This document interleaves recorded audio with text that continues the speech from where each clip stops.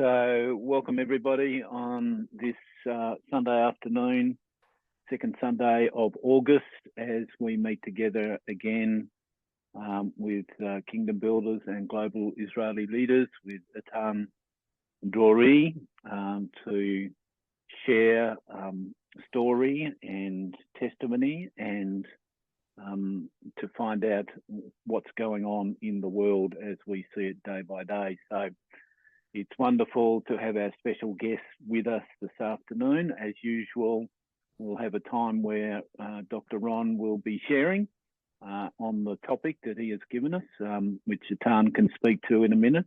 And then we'll have a Q&A and general time together to share questions or comments, etc. So, but at this stage, over to you, Atan, to introduce Ron. Yeah, so thanks, John, for the partnership. As usual, every week, it's like a prayer. We say thank you to the people of nation, but you're also saying thank you to partners and colleagues for so many years. So thanks, John, thanks, Kingdom Builders, thanks all the friends that are so dedicated to meet us on a weekly basis, to know and learn about the events in the Middle East, and especially around the issues of Gaza and Hezbollah or Lebanon. And I would like to use or take advantage of the written words. Usually the written words are the most strongest. So I'd like to introduce my good friend and ally for many, many years. We met first time, if I'm not mistaken, over a decade ago in Melbourne. Dr. Pורת, Israeli-born, is a published analyst and scholar specializing in Israel, the Middle East, and Iran's nuclear program. He teaches courses on Israel and the Middle East at both Melbourne University and Monash University. His doctoral research focused on the Israelis, or the Ozraelis, the Israeli community in Australia. Dr. Pורת is also, and you know, of course, now the connection to global Israeli leadership, to be with me, the starter of the Israeli, in a way, component within Australia. I don't say only within the Jewish community, but within Australia. And Dr. Pורת has also extensively published on extremist voices within the Australian Arab and Muslim communities, as reflected in their respective media and mosques. Ran holds several research positions, research associate at the Australian Centre for Jewish Civilization at Monash University, research fellow at the International Institute for Counterterrorism at Reichman University in Herzliya, research associate at the Australia-Israel Jewish Affairs Council, AJAC, former IDF intelligence officer. He lives in Melbourne with his wife, Mali, and 3 children. And there is a website, always, I think that John sent it already on the eve of today to all. And I would say all the rest is just technical, is to give you the microphone, Ran, and thank you for joining us. Open your mic. Yeah. Can you hear me? Yes. Okay. First of all, thank you for the invite. I'm honored and I'm grateful for being able to share with the forum some insights and some of the knowledge I've accumulated over the years. And my purpose today is just to give you the backstory that is possibly not told or is not known about how do we come about to deal with all these extremist movements and organizations that sort of grow from the what my former commander in the army, IDF intelligence, once called the trash heap of terror. So how do we end up at the end of the 20th century with so many groups, organizations, and cells of people that are willing to kill and to themselves? Where does the idea that there is the idea of jihad against the enemies of Islam, is also warrants or allows for someone to kill and to be killed by themselves. So you have to understand the origins. Once you understand the origins, you understand the movements of today. You understand Hamas better, you understand Hezbollah, you understand ISIS, and all the other affiliates, proxies, and brothers or sisters of that same idea. So I just want to apologize if every once in a while I cough, because I'm just getting out of a sickness. So I have my tea here, so it's going to be okay, hopefully. But let me share my screen, so we'll start at the beginning. It's a good place to start is the beginning. So let me share my screen. Sorry.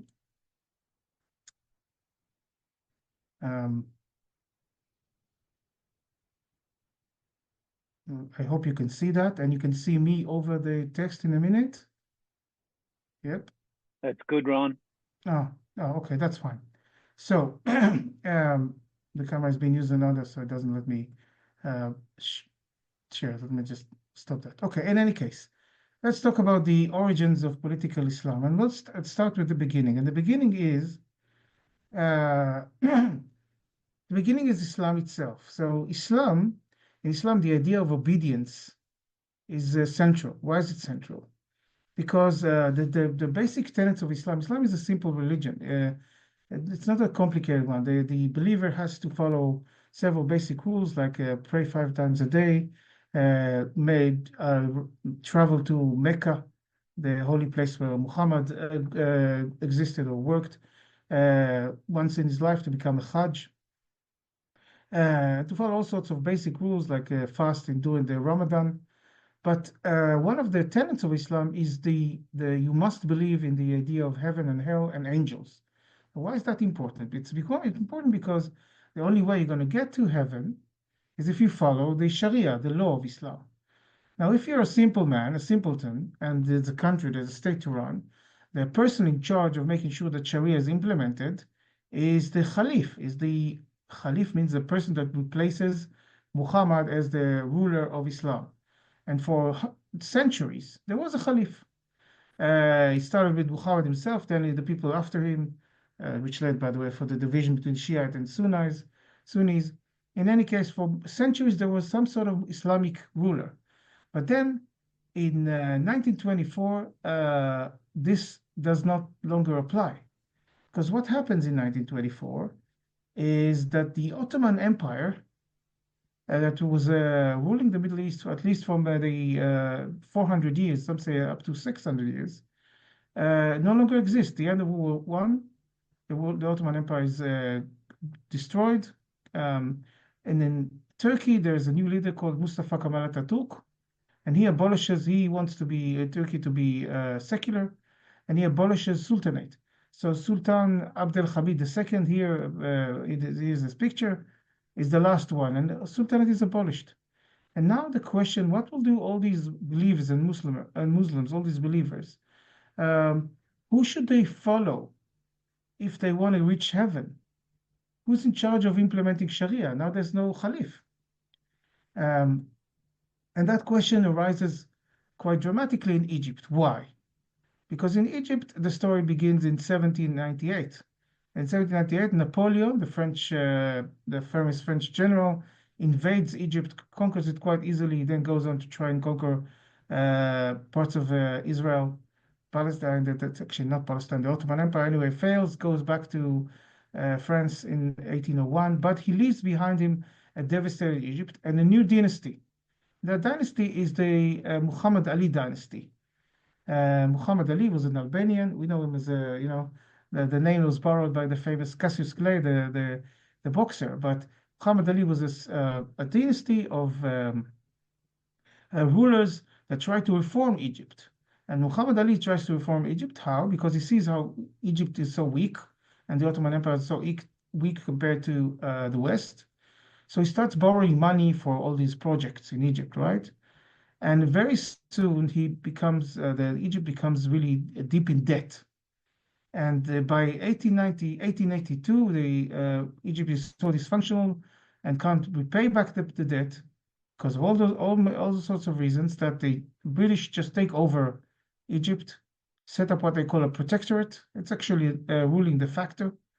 And the Khedive becomes the son of, Khedive is the son of Muhammad Ali, the dynasty becomes a puppet of the British. And the Egyptians themselves live in poverty, most of them, and horrible situation. So that is the background where the Muslim Brotherhood, Ikhwan al-Islamiyah, sort of rises. So this guy, Hassan al-Banna, is a teacher in the famous city of Alexandria, port city named after Alexander the Great, who was there millennia before that. Anyway, he looks around and he sees the situation, and his solution, because he's a fundamentalist. Fundamentalists are people that believe that the language of the book, the holy book, in their case, the Quran, should be implemented word by word. So Hassan al-Banna said, how do we resurrect the caliphate? How do we bring back the Muslim ruler that will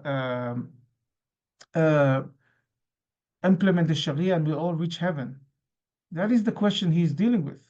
So he sets up an organization that helps other Muslims, gives a lot of, it's a welfare organization that later on transformed into something else. We'll touch about it. But in any case, he says, so the question he's facing is, should we obey the Khedive?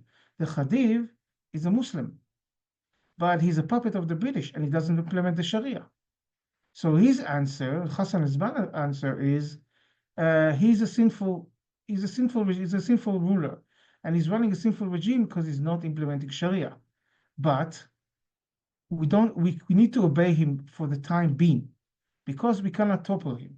Hassan al-Banna understands that his movement is too weak at the time. So he says a sinful ruler, even if he's a Muslim, should be toppled, but only when possible. So that's a little caveat, right? The little asterisk. And that's in 1928. Years go by. In 1952, the Khedive, the dynasty is deposed by the three officers, headed by this guy, Gamal Abdel Nasser, a charismatic young officer from the Egyptian army. At least he doesn't like the Muslim Brotherhood. He actually goes after them quite harshly. And now the current leader of Muslim Brotherhood is Said Qutb, this guy in the picture. Said Qutb eventually gets arrested, gets a trial, and executed, is hanged. But Said Qutb goes far, far more extreme than Hassan al-Banna. He was also a teacher, and at the time he actually visited the U.S. for a few years, in Chicago, I think, and he looks at the West as something decadent and rotten, and so opposite of Islam. And he says, what I saw in my eyes is what is called the modern Jahiliyyah. What is Jahiliyyah? Jahiliyyah is in the Arabic word for savage. And the period before Islam arrived among the Arab nomad tribes that roamed the Arabian Peninsula is called Jahiliyyah. It's a period of savageness, of lawlessness. So when Islam came, Jahiliyyah was abolished or ended. But he says, no, we are living in a new period. It's called the modern Jahiliyyah because the rulers, even the Khedive, or that was deposed, and now the three officers, and across the Arab world, there may be Muslims, but they don't implement Sharia. So this is the modern Jahiliyyah. And in the modern Jahiliyyah, Sharia is not the law, the Islamic law is not the law, but laws that are enacted by humans. And in many cases, like in Turkey, in Jordan, and Syria, these are laws that were implemented, imported from France and other places. So he says, a rebellion against the ruler, we're going back to the question of obedience, right? A rebellion against the ruler, even one which claims to be a Muslim, but does not apply the Sharia is a religious duty. Meaning you have to rebel against such a ruler. It is your duty as a Muslim to rebel against a Muslim ruler if he doesn't apply the Sharia. Because Islam cannot accept or agree to a situation of which is half Islam, half Jahiliyyah. And how do we start this rebellion? There's going to be some sort of force that will be leading these masses. Their masses are sort of drugged by the ideas and the rules that are set by the current Muslim rulers, which are not really Muslim. This force will call the Taliyah. Okay? So that's what he says. He's been executed. That's one avenue of development, right? We are in the 60s now. So let's continue. It doesn't look connected, but it's definitely connected. You'll see soon. So 60s, there's a young state, relatively young state, created at the beginning of the 20th century, the Saudi state. And the Saudi state is actually the third time this family called the Saud family takes hold of this Arabian Peninsula, sets up their own country, and by the 60s, they're quite rich because of the oil and all sorts of things. By the way, the original founder of the third Saudi state was a guy that loved fast cars, fast women, had lots of women, and with a special affiliation or love for Ford machines, Ford cars. And the agent of that Ford cars was Mr. Philby, the father of the famous Kim Philby, the spy. But going back to the 60s, so how does this Saudi state exist? How does the Saudi family justifies its legitimacy? With the connection with this fundamentalist extremist group called the Al-Wahhabiyya. And they also believe that Islam should be implemented word by word, as it's said in the Quran. And they're very vicious and very harsh. So to sort of nourish that connection that started decades earlier, they create all these new Islamic universities. But there are no scholars in Saudi Arabia. Saudi Arabia is a small country with regards to population, it's big with regards to size. So they invite all these scholars. And one of the scholars that come into lecture in the 60s and 70s in Saudi Arabia is Muhammad Qutb, the brother of Said Qutb. And Muhammad Qutb knows his brother's theory, and he adds to it. He says to his many students, he says, yes, we need to topple a ruler which does not follow the Sharia. And of course, he's not talking about the Saudis because they have the Wahhabists there. And how will that start? They will need to start with the headquarters. Headquarters or a base is called in Arabic Qaeda. It does ring a bell, Al-Qaeda. So the same group, the idea, there's a base where the rebellion against this sinful leader will start. He has at least two people that are influenced by him. One of them is Abdallah Azzam. Now we go into the Palestinian context. Abdallah Azzam is a Palestinian guy who flees to Iraq and then to Saudi Arabia. And then when there's another event that happens, it's the Russian invasion to Afghanistan in 1979. We'll mention it in a bit. But he comes up with the idea that jihad against invaders to an Islamic land is a personal duty of every Muslim. Let me explain that. What is jihad? Jihad originally in Quran is a soul-searching effort. Jahada, or to do jihad, jihad is effort. That's the actual meaning of the word. But it also has a religious meaning of fighting against infidels. And Abdallah Azzam takes that jihad, the idea of soul-searching in order to reach a better person, to become a better person, and he says it also applies. It's a personal duty of every Muslim to conduct jihad against people invading Muslim territories. Now, what is the difference between a personal duty and a community duty? For instance, if you live in a city must have a mosque. That's a community's responsibility. All the rest, how you eat, how you behave, that's your personal duty. So Abdallah Azzam, influenced by Muhammad Qutb, says all Muslims have to go on a must. It's a religious duty, a personal one, to rebel against these infidels or these invaders to a Muslim country. Another person influenced by Muhammad Qutb and becomes friends with Abdallah Azzam only afterwards to kill him in a sort of internal fighting is Osama bin Laden. Now the leader of Al-Qaeda later, comes from a family of rich constructors.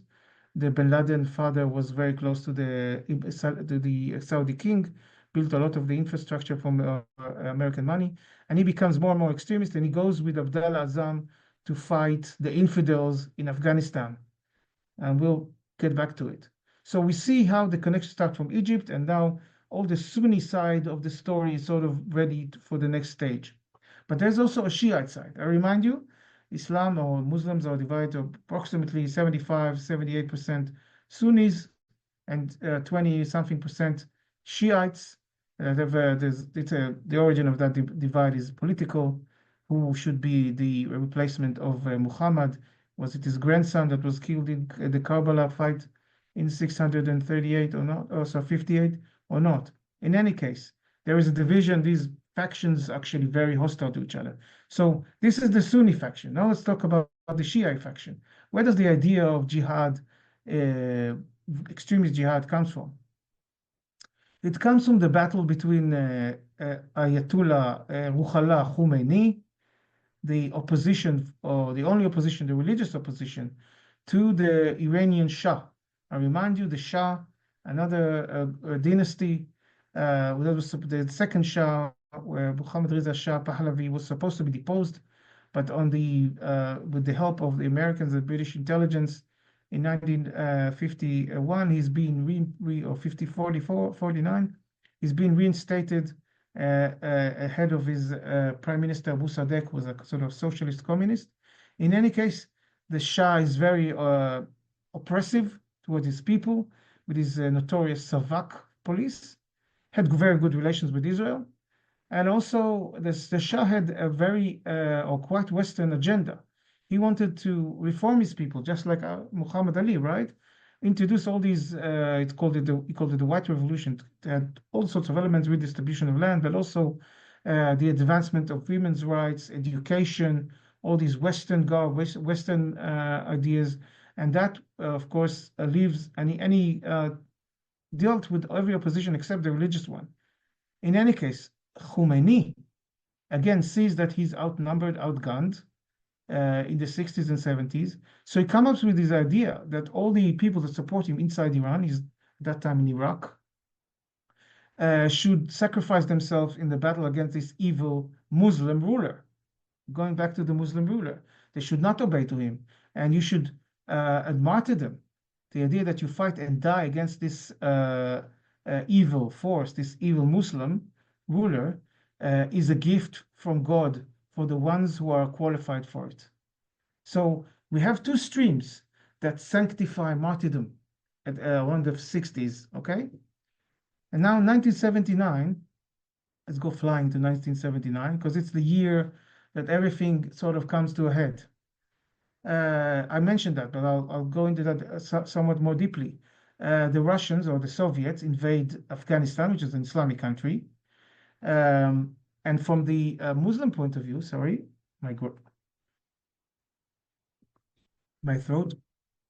From a Muslim point of view, the communists are just as bad as the Christians, although the communists, they rejected religion, right?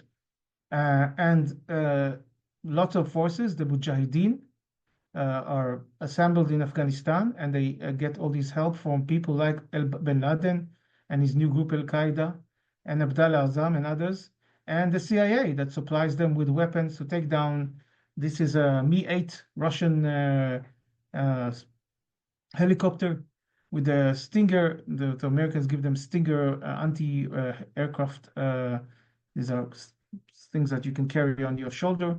In any case, this is seen as an example, or this is where the dispersion or the spreading of this idea that you must fight these invaders becomes a reality, and all these organizations find a place to exercise, to get weapons, to get guidance, to become more professional. So that's one aspect of it. The other aspect is, of course, the 1979 revolution in Iran. Ayatollah Khomeini takes over the government, and it's the first time since the Ottomans, I remind you, that we have an Islamic ruler in the Middle East that actually applies the Sharia from his point of view. For the Sunnis, this is a blasphemy. This is wrong because they're Shiites. Still, the legacy is immense, because as soon as Khomeini takes power, the Iraq-Iran war starts.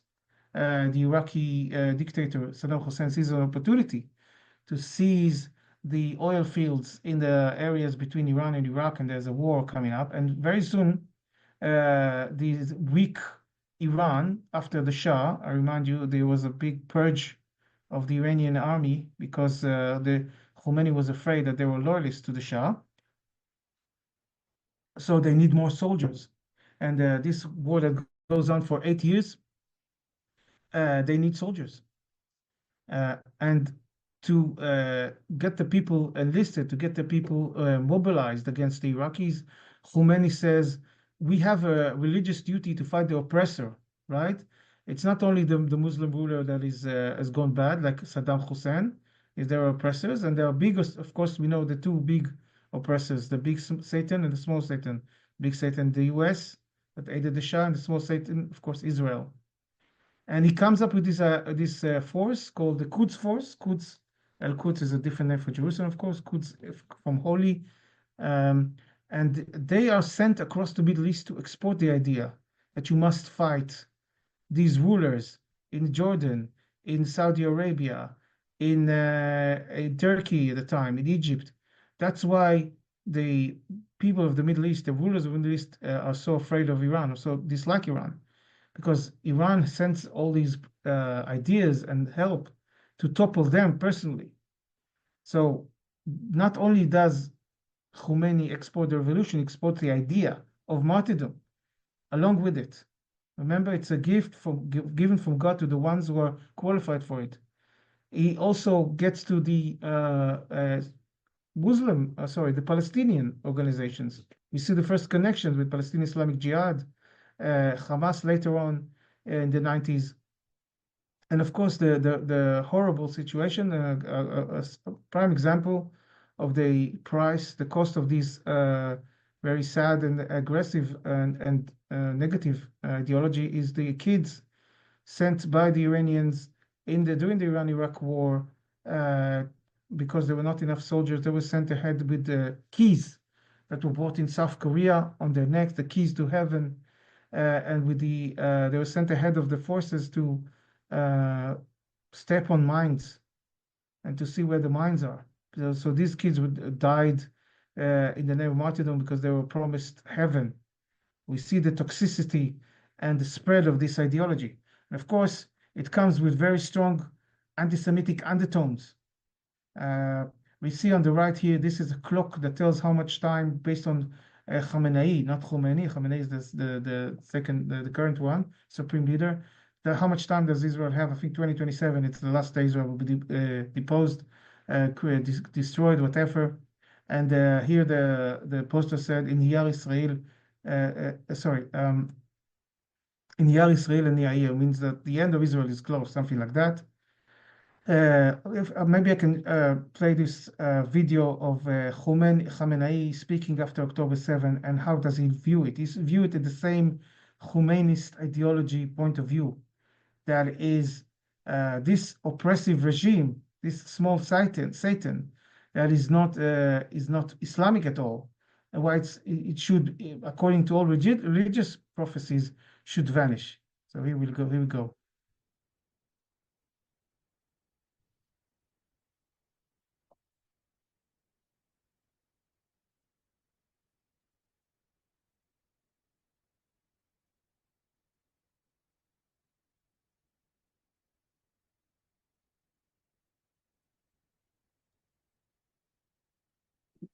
No sound here, Ran. No sound, but sorry? No sound, but you can read there's no the sound. subtitles. Okay. So the no sound, I'll maybe share it later because maybe I don't know why there's no sound. At least you can read the subtitles. Yeah, but the idea is that he praises October 7 as part of that grand plan. Okay. Right. Yeah. So I'll go back to that later. I'll send you the link maybe if you want to have a look. But let's continue though. Right. So we see how this idea spreads through the two streams of Islam and reaches the Palestinian arena and reaches Iraq, Iran, Jordan, and Egypt, where it started actually. So this is just a brief timeline if you want to go over. So the no more caliphate in 1924. The Muslim Brotherhood set up the organizational and the ideological framework for the idea of jihad and martyrdom against these oppressive regimes or non-Muslim regimes. Excuse me. Then they set up, just give me a second. Okay, sorry. So they set up themselves in an opposition point of view, opposition frame of mind, when they start to be under pressure from the new regime in Egypt.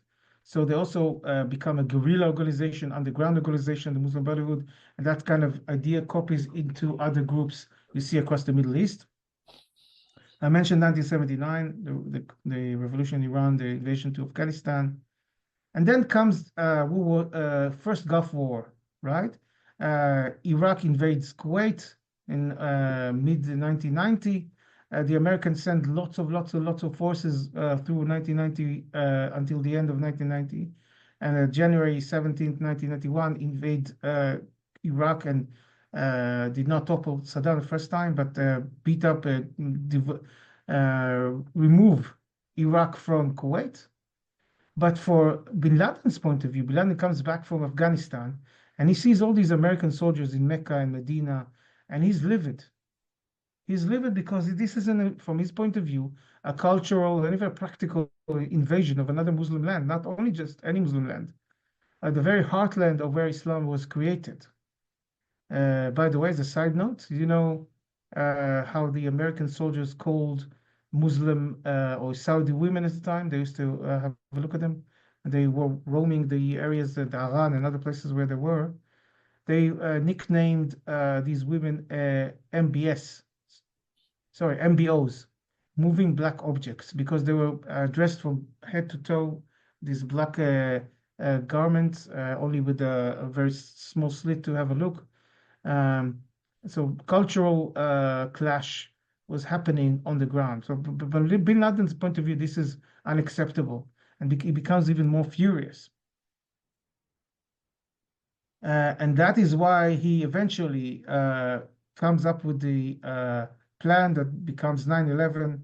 Anybody who's been to that place in New York cannot feel other than emotional and shocked after what happened there. And that is, from bin Laden's point of view, a success or proof that you have to kill as many Americans. You have to hit the Western culture at its heart, because they are not implementing Sharia, because they are trying to implement a different law, because they invaded Muslim lands.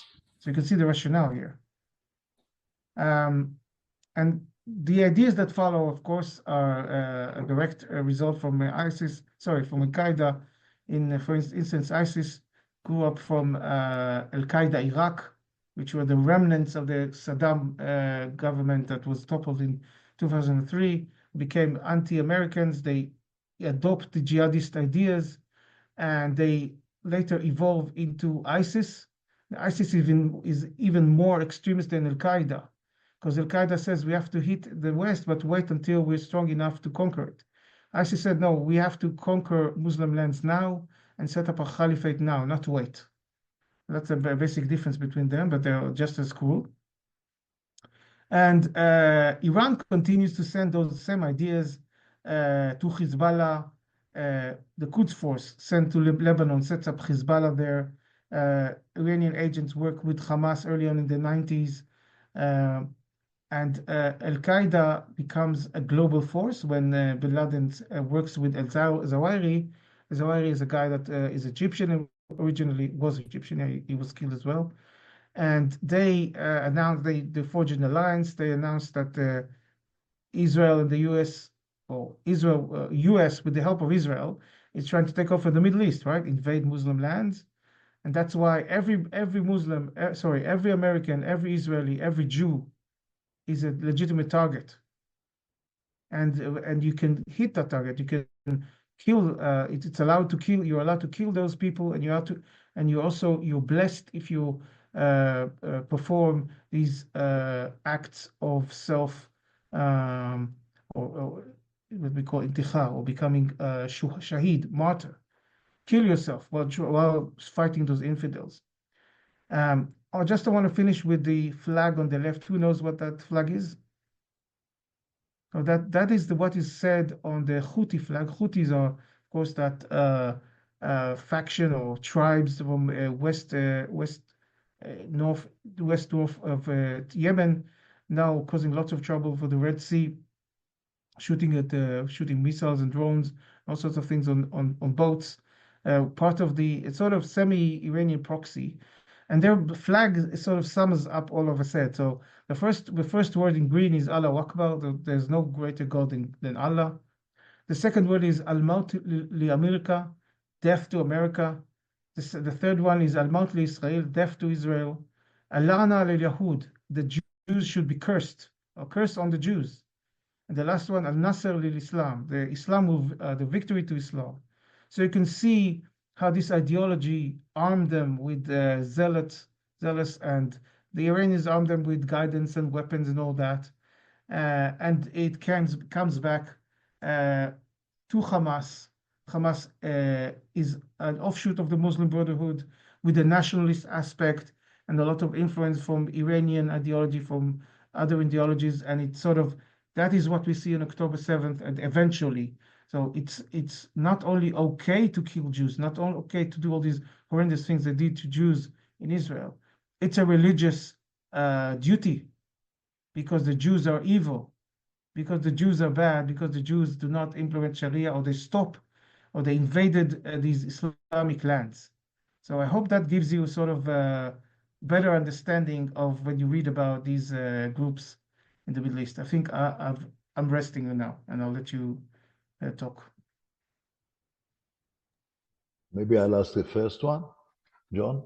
Yeah, go for it, Atan. Okay. You spoke about the agreement here in 96. 10 years later, former head of the Mossad, Ephraim Halevi, Ambassador Ephraim Halevi, was in Melbourne speaking to the Friends of the Hebrew University at an event of over 500 people. And he said, look, guys, I visited the young leader of North Korea, and I can assure you that Iran is not a threat. Most of people were in shock, and they could not believe what he says, and he had his own arguments.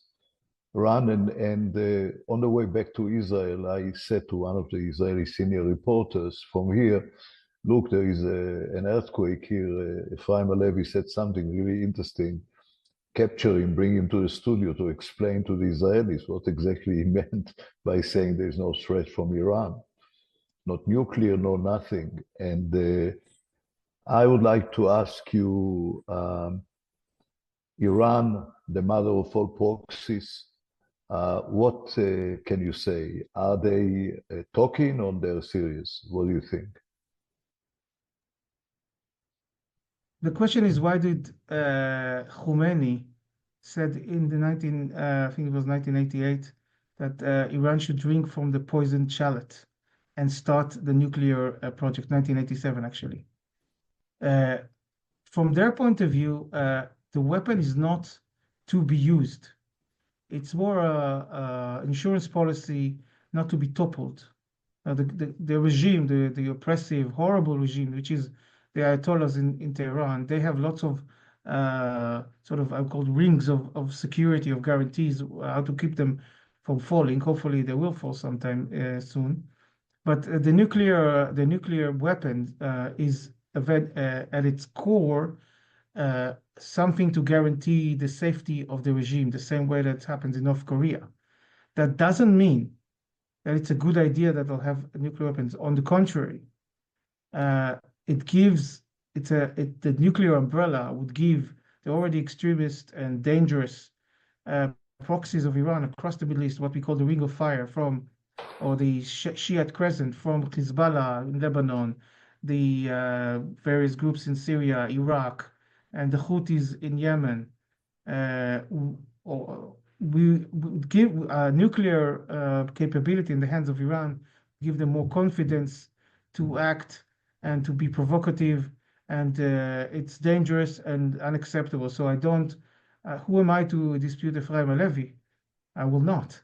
But the danger from Iran having a nuclear weapon is grave, very grave, not only for Israel, for across the Middle East. I remind you, this is the regime with the ideology that they need to topple all conservative regimes which align with the West, the Saudis, the Egyptians, the Jordanians, and that's a bad thing for everybody. Thanks, John. Now Yep. for the Thanks. open the stage to all. Yeah, sure. Thanks, Ran. Great history lesson. A lot of things now adding up that I hadn't put together beforehand. So just inviting people now, if you'd like to ask a question or to make a comment, put up your hand using the reactions button, or if you don't know how to do that, just put up your hand physically and we'll try and spot you and give you a chance. But Ran, it's really, as we sit here on the the southern tip of the world at the moment, we're watching with bated breath every day and every night the build up of the threats.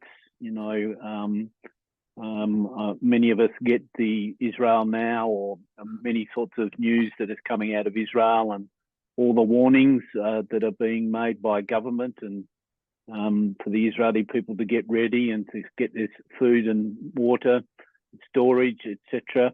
It seems like it's about to happen or going to happen. It's just a matter of the timing. What do you think about the timing that we're observing at the moment? What's your personal observation?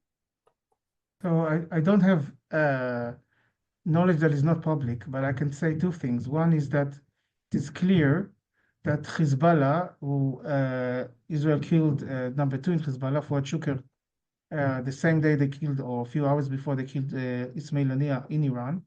Hezbollah will retaliate in their own, sort of separately or independently of what Iran does. That's one thing. The other thing is that Iran has sort of climbed a very high ladder, put itself in a corner and cannot not react. There are different considerations this time around that weren't in the previous time. First of all, their system of operation was sort of exposed. Also, their faults and their problems were exposed. The U.S. has built up a massive force this time around, from Cyprus all the way to the Gulf states, the Persian Gulf.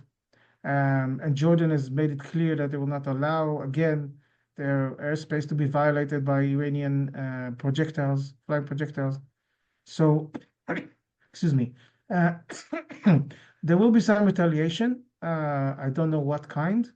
Some of the reports are suggesting that the new President Masoud Pezeshkian wants to something more moderate, because he wants to renew the relations with the West, to have the sanctions removed. Don't be misled, by the way. The new president is not a reformist or more moderate.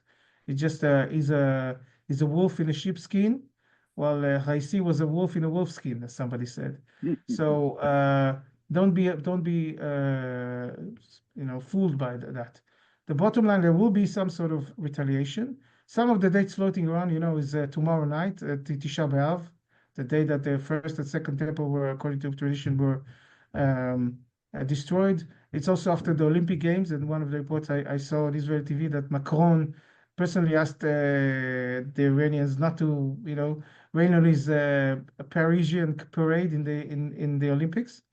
So, bottom line, there will be some retaliation. There's a massive force there's a lot of massive pressure to tame down that retaliation. It could be like a missile on what they call Mossad targets in Iraq. Last time they fired a missile on the house of some sort of Kurdish operative that may have not had relations with Israel. In any case, within the next week, 24 hours to the next week, we'll know, I guess. Yeah. Okay. Thanks, Ran. Jeff, you've got your hand up, so go ahead and ask your question. Thanks, John, and thanks Ryan. Unfortunately, I was a little bit late to the party here, so I may have missed something. But one of the things that I guess I'm curious about, and I very much appreciate also the contemporary jihad explanation you've provided. That was really helpful. I also have a wider historical, hundreds of years, going right back to the foundations of Islam view of jihad. I'm just wondering what the risks are of, you might call it an unholy alliance, a bit like we had in the Second World War between the Soviet Union and the Allied powers to defeat Nazi Germany. An unholy alliance between the Shiites and the Sunnis. Is something like that likely to emerge, thereby threatening Israel and the West at the same time? So we see ad hoc cooperation between Iran, Shiite Iran, and Sunni organizations. The Houthis are Sunnis, the Hamas are Sunnis, Palestinian Islamic Jihad are Sunnis. Of course, they have their own militias, which are Shiites in Iraq and in Syria. So the Iranians are pumping, and some others are pumping, even ISIS, by the way, the idea, some people in ISIS at least, that Shiites and Sunnis should work together to divert or merge their forces against the evil West and the Israel. Excuse me. Looking at history, I wouldn't bet on that horse, because the Shiites and the Muslims killed more of each other, I would say many times over more of each other than they ever killed Westerners. You've been busy in religious wars more than ever. So I don't think Khamenei is the person that will stop that. The animosities run so deep. And you can see, by the way, the alliance between Israel is actually with the Sunni states. The Hashemite dynasty in Jordan, MBS, Mohammed bin Salman, another Sunni in Saudi Arabia, very important. The Gulf states are Sunnis. Egypt are sort of half. So again, Abdel Fattah al-Sisi is sort of a secular Sunni. I don't see a Shiite-Sunni strong alliance happening anytime soon. I would be very surprised. More power to their ability to destroy each other. I like that idea. All right, thanks. Thanks, Ron. Thanks, Jeff. Somebody else got a question or a comment they'd like to make? By the way, I haven't heard any refusal to send the link. So, Jeff, you could hear the entire session from the beginning when John was sending it this week. Yes. And maybe a copy of the slides if Ryan is happy with that. That could be helpful too. Thanks. Yeah, Ryan, if you could send that to Atan or to me, that'd be great. Yeah, I'll provide the link. You can see it on. Yeah, that's fantastic. Just again, your personal take on what's happened in Gaza, what the outcome might be in the future. We've been listening and hearing from a number of different people, from two-state solution, non-two-state solution. Israel needs to reoccupy and take back, or in some form. What are your thoughts? And we've got the same problem in Judea, Samaria, let alone the Golan and the surrounding suburbs with Hezbollah. So what are your thoughts on Gaza and Judea, Samaria? I'll just put it like in the framework. So I don't know the future. My crystal ball is being serviced now, but you can look at it this way. So the crisis from with regards to Judea and Samaria and Gaza is similar from 2000 onwards. It's a crisis of governability, the inability to govern. The Palestinian Authority is a corrupt, dysfunctional, terrorist-aligned, the worst of the worst sub-state actor who's unable to govern themselves, even because they're so deep in corruption. They're busy in self-preservation. Hamas was never interested in actually governing the people. only diverting all their efforts, money, and weapons towards this fantasy of removing the evil Israel. So there's no governability either in Judea and Samaria other than Israel. And currently there's chaos and no governability in Gaza other than, the law and order, the basic law and order that security sort of provides every once in a while. So I don't see, unless there's some sort of solution to reinstate some sort of authority and governability in either of these territories, specifically in Gaza,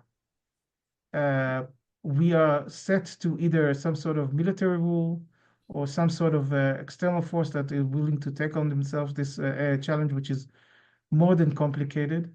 But my sense of my gut feeling is we are headed for at least a year or two, or who knows how many, of lack of governability on the extreme side in Gaza, poverty, lack of ability to reconstitute, to rehabilitate, or all these things.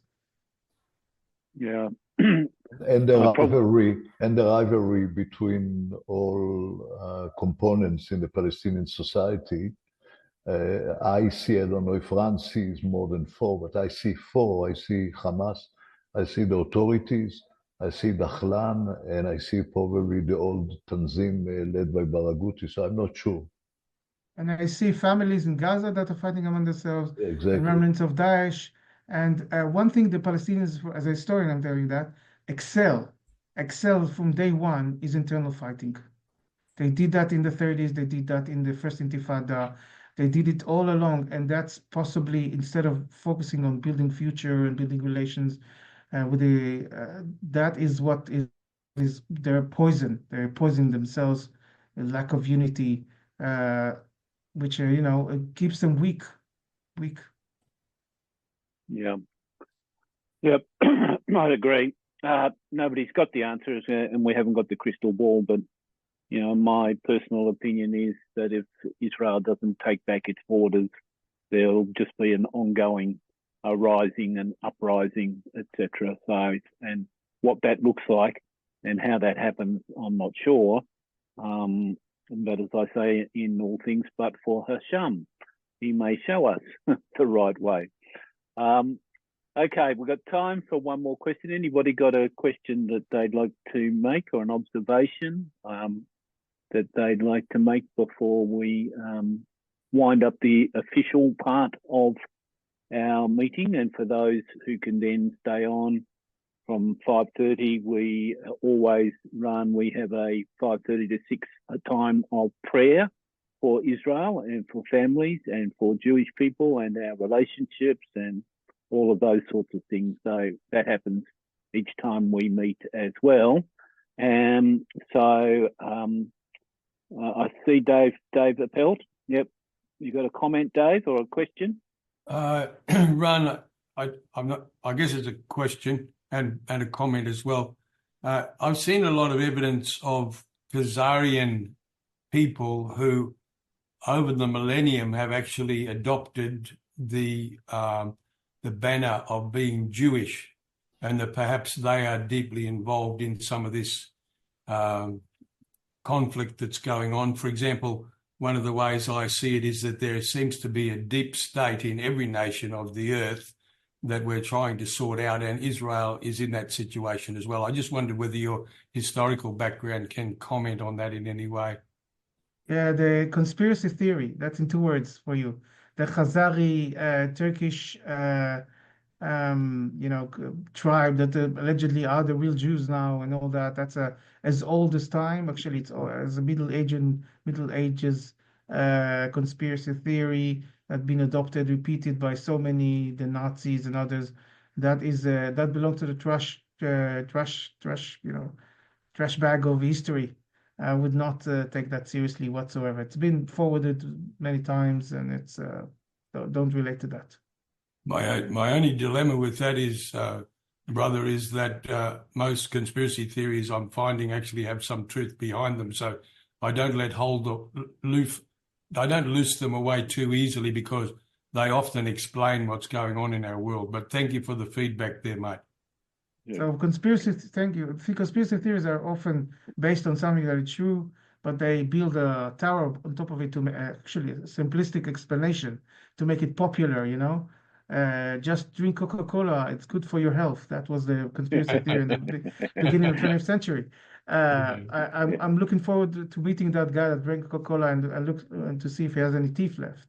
So there's always a kernel of truth. It doesn't help you, but with stomach aches, Coca-Cola. That's what I was told. Yeah. But I thank you, because if I don't leave now, I'll have to pray for my safety, because my daughter just came back from. So thank you so much for hosting me. I'll send the links to Eitan, and hopefully we'll see you again. And thank you for praying for us. I just wanted to say thank you to you, Ran, and just go be a good father and husband, and let's keep in touch for us, and maybe in a few months' time we'll hear you again and see your assumption. All right, so let's go for it. Thank you. Thank you, Ran. Bye-bye. And on that note, we'll end the official part of the meeting tonight. And for those that need to go, that you can now go and get ready for whatever you're going to watch on TV or get your dinner. But we're going to stay on and have a time of prayer.